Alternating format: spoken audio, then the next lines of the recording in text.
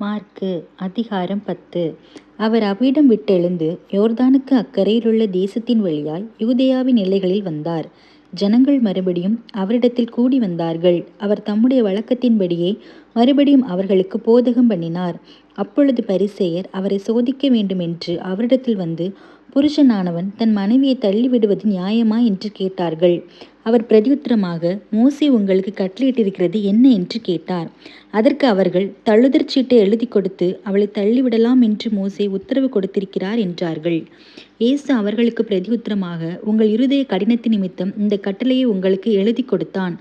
ஆகிலும் ஆதியிலே மனுஷரை சிருஷ்டித்த தேவன் அவர்களை ஆணும் பெண்ணுமாக உண்டாக்கினார். இது நிமித்தம் புருஷனானவன் தன் தகப்பனையும் தாயையும் விட்டு தன் மனைவியோடே இசைந்திருப்பான். அவர்கள் இருவரும் ஒரே மாம்சமாயிருப்பார்கள். இவ்விதமாய் அவர்கள் இருவராயிராமல் ஒரே மாம்சமாயிருக்கிறார்கள். ஆகையால் தேவன் இணைத்ததை மனுஷன் பிரிக்காதிருக்க கடவன் என்றார். பின்பு வீட்டிலே அவருடைய சீஷர்கள் அந்த காரியத்தை குறித்து மறுபடியும் அவரிடத்தில் விசாரித்தார்கள்.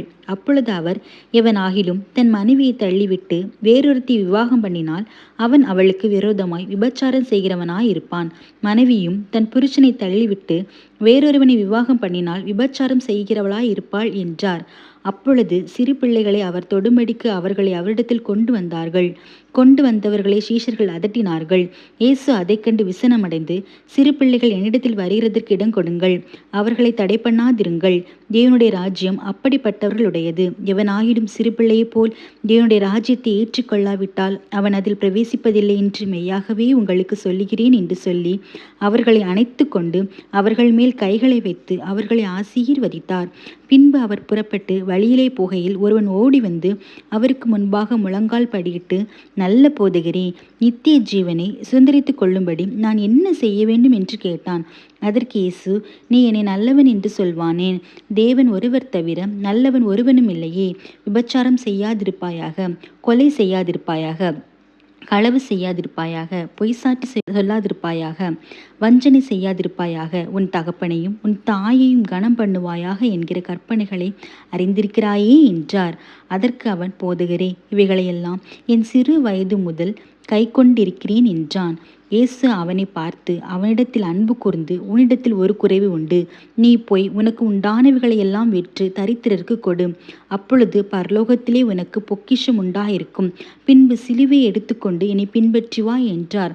அவன் மிகுந்த ஆஸ்தி உள்ளவனாயிருந்தபடியால் இந்த வார்த்தையை கேட்டு மனமடிந்து துக்கத்தோடே போய்விட்டான். அப்பொழுது இயேசு சுற்றி பார்த்து தம்முடைய சீஷரை நோக்கி, ஐஸ்வர்யம் உள்ளவர்கள் தேவனுடைய ராஜ்யத்தில் பிரவேசிப்பது எவ்வளவு அரிதாயிருக்கிறது என்றார். சீஷர்கள் அவருடைய வார்த்தைகளை குறித்து ஆச்சரியப்பட்டார்கள். இயேசு பின்னும் அவர்களை நோக்கி, பிள்ளைகளே, ஐஸ்வர்யத்தின் மேல் நம்பிக்கையாயிருக்கிறவர்கள் தேவனுடைய ராஜ்யத்தில் பிரவேசிக்கிறது எவ்வளவு அரிதாயிருக்கிறது. ஐஸ்வர்யவான் தேவனுடைய ராஜ்யத்தில் பிரவேசிப்பதை பார்க்கிலும் ஒட்டகமானது ஊசியின் காதிலே நுழைவது எளிதாயிருக்கும் என்றார்.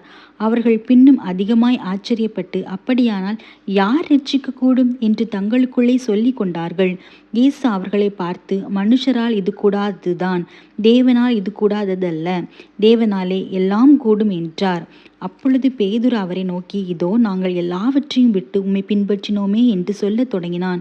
அதற்கு இயேசு பிரதியுத்தரமாக, என் நிமித்தமாகவும் சுவிசேஷத்து நிமித்தமாகவும் வீட்டையாவது, சகோதரரையாவது, சகோதரிகளையாவது, தகப்பனையாவது, தாயையாவது, மனைவியாவது, பிள்ளைகளையாவது, நிலங்களையாவது விட்டவன் எவனும் இப்பொழுது இம்மையிலே துன்பங்களோட கூட நூறத்தனையாக வீடுகளையும் சகோதரரையும் சகோதரிகளையும் தாய்களையும் பிள்ளைகளையும் நிலங்களையும் மறுமையிலே நித்திய ஜீவனையும் அடைவான் என்று மெய்யாகவே உங்களுக்கு சொல்லுகிறேன். ஆகிலும் முந்தினோர் அநேகர் பிந்தினோராயும் பிந்தினோர் அநேகர் முந்தினோராயும் இருப்பார்கள் என்றார். பின்பு அவர்கள் எருசலேமுக்கு பிரயாணமாய் போகையில் இயேசு அவர்களுக்கு முன்னே நடந்து போனார். அவர்கள் திகைத்து அவருக்கு பின்னே பயத்தோடே போனார்கள். அப்பொழுது அவர் 12 அழைத்து தமக்கு சம்பவிக்க போகிறவைகளை அவர்களுக்கு மறுபடியும் சொல்லத் தொடங்கினார். இதோ எருசலேமுக்கு போகிறோம். அங்கே மனுஷகுமாரன் பிரதான ஆசாரியரிடத்திலும் வேத பாரகரிடத்திலும் ஒப்பு கொடுக்கப்படுவார். அவர்கள் அவரை மரண ஆக்கினைக்குள்ளாக தீர்த்து புறதேசத்தாரிடத்தில் ஒப்பு கொடுப்பார்கள். அவர்கள் அவரை பரியாசம் பண்ணி அவரை வாரினால் அடித்து அவர் மேல் துப்பி அவரை கொலை செய்வார்கள். ஆகிலும் 3ஆம் நாளிலே அவர் உயிரோடு எழுந்திருப்பார் என்றார்.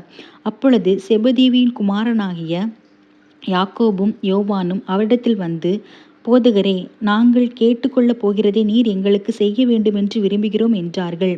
அவர் அவர்களை நோக்கி, நான் உங்களுக்கு என்ன செய்ய வேண்டுமென்று விரும்புகிறீர்கள் என்று கேட்டார். அதற்கு அவர்கள், உமது மகிமையிலே எங்களில் ஒருவன் உமது வலது பாரிசத்திலும் ஒருவன் உமது இடது பாரிசத்திலும் உட்கார்ந்திருக்கும்படி எங்களுக்கு அருள் செய்ய வேண்டும் என்றார்கள். இயேசு அவர்களை நோக்கி, நீங்கள் கேட்டுக்கொள்கிறது இன்னது என்று உங்களுக்கே தெரியவில்லை. நான் குடிக்கும் பாத்திரத்தில் நீங்கள் குடிக்கவும் நான் பெறும் ஸ்தானத்தை நீங்கள் பெறவும் உங்களால் கூடுமா என்றார். அதற்கு அவர்கள் கூடும் என்றார்கள். இயேசு அவர்களை நோக்கி, நான் குடிக்கும் பாத்திரத்தில் நீங்கள் குடிப்பீர்கள், நான் பெறும் ஸ்நானத்தையும் நீங்கள் பெறுவீர்கள். ஆனாலும் என் வலது பாரிசத்திலும் என் இடது பாரிசத்திலும் உட்கார்ந்திருக்கும்படி எவர்களுக்கு ஆயத்தம் பண்ணப்பட்டிருக்கிறதோ அவர்களுக்கே அல்லாமல் மற்றொருவருக்கும் அதை அருளுவது என் காரியமல்ல என்றார். மற்ற 10 பேரும் அதை கேட்டு யாக்கோபின் மேலும் யோவானின் மேலும் எரிச்சலானார்கள். அப்பொழுது இயேசு அவர்களை கிட்ட வர செய்து, புறஜாதியாருக்கு அதிகாரிகளாக எண்ணப்பட்டவர்கள் அவர்களை இருமாப்பாய் ஆளுகிறார்கள் என்றும் அவர்களில் பெரியவர்கள் அவர்கள் மேல் கடினமாய் அதிகாரம் செலுத்துகிறார்கள் என்றும் நீங்கள் அறிந்திருக்கிறீர்கள். உங்களுக்குள்ளே அப்படி இருக்கலாகாது. உங்களில் எவனாகிலும் பெரியவனாயிருக்க விரும்பினால் அவன் உங்களுக்கு பணிவிடைக்காரனாய் இருக்க கடவன். உங்களில் எவனாகிலும் முதன்மையானவனாய் இருக்க விரும்பினால் அவன் எல்லாருக்கும் ஊழியக்காரனாய் இருக்க கடவன். அப்படியே மனுஷகுமாரனும் ஊழியம் கொள்ளும்படி வராமல் ஊழியம் செய்யவும் அநேகரை மீட்கும் பொருளாக தம்முடைய ஜீவனை கொடுக்கவும் வந்தார் என்றார். பின்பு அவர்கள் எரிகோவுக்கு வந்தார்கள். அவரும் அவருடைய சீஷர்களும் திரளான ஜனங்களும் எரிகோவை விட்டு புறப்படுகிற போது திமேயுவின் மகனாகிய பர்த்திமேயு என்கிற ஒரு குருடன் வழியருகே உட்கார்ந்து பிச்சை கேட்டு கொண்டிருந்தான். அவன் நசரேயனாகிய இயேசு வருகிறார் என்று கேள்விப்பட்டு, இயேசுவே, தாவீதின் குமாரனே, எனக்கு இரங்கும் என்று கூப்பிடத் தொடங்கினான். அவன் பேசாதிருக்கும்படி அநேகர் அவனை அதட்டினார்கள். அவனோ, தாவீதின் குமாரனே, எனக்கு இரங்கும் என்று முன்னிலும் அதிகமாய் கூப்பிட்டான். இயேசு நின்று அவனை அழைத்து வர சொன்னார். அவர்கள் அந்த குருடனை அழைத்து, திடன்கொள், எழுந்திரு, உன்னை அழைத்திருக்கிறார் என்றார்கள். உடனே அவன் தன் மேல் வஸ்திரத்தை எறிந்துவிட்டு எழுந்து இயேசுவினிடத்தில் வந்தான். இயேசு அவனை நோக்கி, நான் உனக்கு என்ன செய்ய வேண்டும் என்றிருக்கிறாய் என்றார். அதற்கு அந்த குருடன், ஆண்டவரே, நான் பார்வை அடைய வேண்டும் என்றான். இயேசு அவனை நோக்கி, நீ போகலாம், உன் விசுவாசம் உன்னை இரட்சித்தது என்றார். உடனே அவன் பார்வையடைந்து வழியிலே இயேசுவுக்கு பின் சென்றான்.